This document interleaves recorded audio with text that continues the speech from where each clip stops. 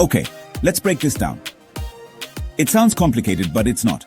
The Indian Civil Liability for Nuclear Damage Act of 2010 is basically an insurance policy. It's a rule book. It clearly states who pays for the damages if a nuclear power plant has a major accident. Think of it like this. If something goes terribly wrong, we need a plan. We can't just stand around wondering who will clean up the mess. This law creates a clear, predictable system. It ensures that victims get compensation quickly. It protects them from getting stuck in endless court battles for years and years. This is about financial security and justice for the people. Why did India suddenly need this law? Two big reasons. First, historical lessons. India cannot forget the Bhopal gas tragedy of 1984. It was a horrible industrial disaster. The victims and their families struggled for decades to get fair compensation.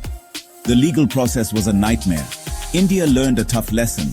You must have a strong liability law in place a disaster happens, not after.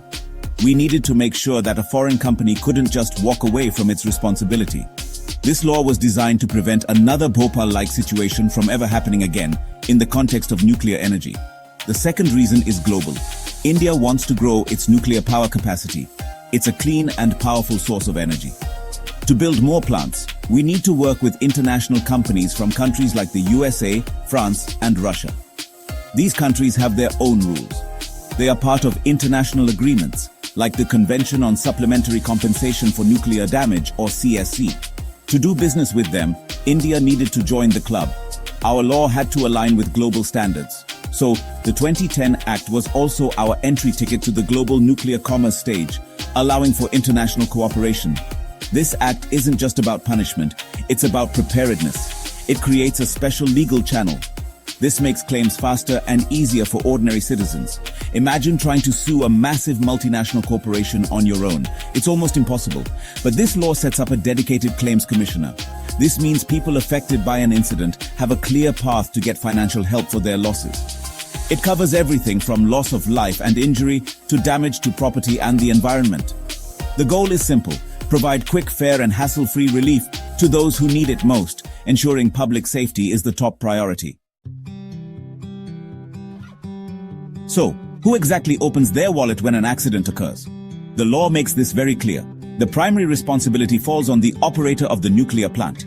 In India, this is the Nuclear Power Corporation of India Limited, or NPCIL, a government-owned company. This is called the principle of no-fault liability. It doesn't matter the accident happened. It could be an earthquake, a technical failure, or human error. The operator is automatically responsible. They have to pay up to a certain limit, which is rupees 1,500 crore, or around $180 million. This ensures that a fund is immediately available for victims, no questions asked.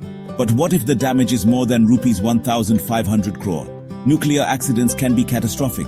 The cost can be massive. In that case, the Indian government steps in. The law says the government will cover damages beyond what the operator pays, up to a limit of 300 million special drawing rights, or SDRs. SDR is a kind of international currency created by the IMF. This amount is roughly equivalent to about rupees 3,300 crore or $400 million. So the total initial fund available is the operator's share plus the government's share. This creates a multi-layered safety net to handle a major crisis and provide substantial compensation. Here is a simple breakdown of the payment structure. Tier 1, the operator, NPCIL. The first line of defense. They are strictly liable, meaning they pay regardless of fault. Their maximum liability is capped at rupees 1,500 crore. This is the money that gets disbursed first and fastest to help the victims on the ground. It is a mandatory insurance cover that every nuclear plant operator must have. Tier 2, the Government of India. If the costs exceed the operator's limit, the government steps in. It provides additional funds up to approximately rupees 3,300 crore. This ensures that a much larger pool of money is available for a severe incident, protecting citizens from bearing the financial brunt of a large-scale disaster. Now, here is where India's law becomes unique. It includes a very special clause, Section 17B. This clause gives the operator a right of recourse. What does this mean? It means that after the operator, NPCIL, pays the compensation to the victims, it has the legal right to go and sue the supplier of the equipment. This is only possible if the accident was caused by faulty equipment or defective services provided by that supplier. This supplier liability rule is the main point of discussion and controversy in the global nuclear industry, making India's law stand out. This right of recourse or supplier liability is a huge deal. In most countries, only the operator is held liable.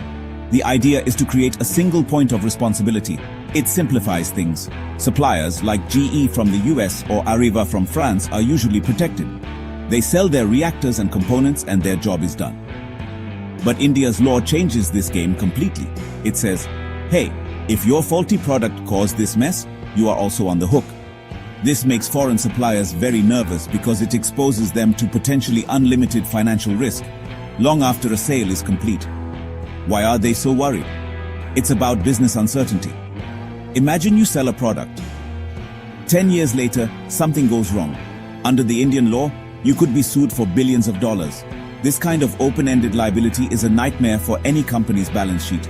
It makes it incredibly difficult to get insurance. Insurers hate uncertainty. They cannot calculate the risk, so they either refuse to provide coverage or charge extremely high premiums. This drives up the cost of building nuclear plants in India, making projects less financially viable for these international players. The main fear for foreign companies is the lack of a time limit and a financial cap on their potential liability. While the operator's liability is capped, the law is less clear about the supplier's ultimate financial ceiling. A supplier could be held responsible for the entire amount of damages, which could be massive. This is a powerful deterrent. Companies like Westinghouse and GE have hesitated to invest fully in India's nuclear market because of this clause. They argue that it goes against international norms and creates an unpredictable and risky business environment for them. This situation creates a tough balancing act for India. On one hand, the government wants to protect its citizens. The memory of Bhopal fuels the desire to hold everyone in the supply chain accountable. This is a very popular and understandable sentiment within the country. On the other hand, India needs foreign technology and investment to achieve its ambitious nuclear energy goals. The supplier liability clause, while designed for public safety, has become a major roadblock to attracting that very investment. It's a classic case of safety versus economic growth. Because of this deadlock, there is now talk of change. The Indian government is considering new amendments to the law in 2025. What is the goal? It's simple: to find a middle path. The government wants to make the law more attractive to foreign suppliers without completely abandoning the principle of accountability.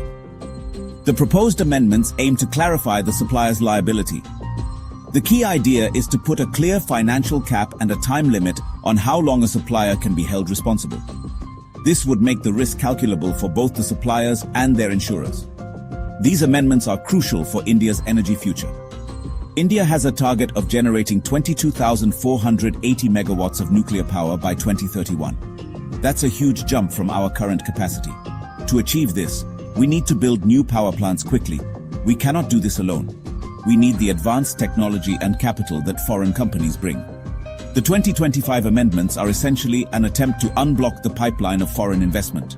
They are a signal to the world that India is serious about its nuclear program and is willing to create a more predictable business environment to make it happen.